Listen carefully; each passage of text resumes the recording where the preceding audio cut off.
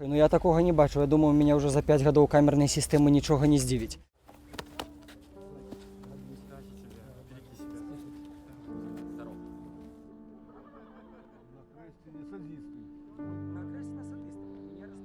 Нас підняли, камеру звичайну, там на 3-й поверх, всіх з Артемом, до речі. Все, ми легли спати, тут раз, прос 5 хвилин, Дашкевич. Я думаю, ну ладно. І заводять на 1-й поверх, вони так сховані, це 2 камери. Поглиблення таке у коридорі, і там в гэтым поглибленні 2 камери. Ну, быццам бы карцера, хоць гэта не карцеры, бо юридично карцер там тобі дають матрас, там все повинно бути. А там просто некая бетонная клетка, без воды, без нічого, і людей вот там катують. І я потім почув, кого туди зміщали, я зрозумів, що у них нейка є рознарадка. Вот там 2 гэтых бетонные клетки, в одной сидить Дмитрий Кулаковский, капитан милиции, який кинул посвідчення там жнивні і не захотел далее служить. А меня закинули до полковника Сергея Масловского, и он кіраваў ДАІ Мінскай области до 10-го года. І причым распранаюць перед гэтым, я не зразумел, чым прикол этой ситуации. Так я зайшоў у камеру, наш смеялся, як ты будешь тут сидеть.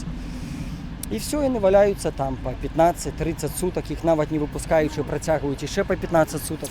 Потым я даведался, что гэтаму Сергею ни таблетки не дают, зубную пасту не выпросил, мыться не водят. И я хожу и думаю, тут не хапае просто, каб залили водой подлогу. А он кажет, так заливали. Первый тыдзень сидел, я боссы, заливали, открываются двери, воды залили. Все, сиди на зэдліку, пакуль она высохне на этом бетоне вода. Гэта катаванне, наколькі яны могуць катаваць у 2020 годзе в цэнтры Европы. І чалавеку там таблеткі не даюць, у яго цукровы дыябет, хоць там форма нейкая лёгкая такая, але тым не менш, ему кепска, ногі опухаюць. Мыцца не водит, воду отключили, он кажа, вот этой соседней камеры. Дмитрий Кулаковский каже, что зайшоў, камеры была вода, а потом яны отключаюць. Я им кажу, что вы робите, а потом ключом. И вот воды нема, то бок ты ў прыбіральню сходить не можешь, тебе нема чым змыць.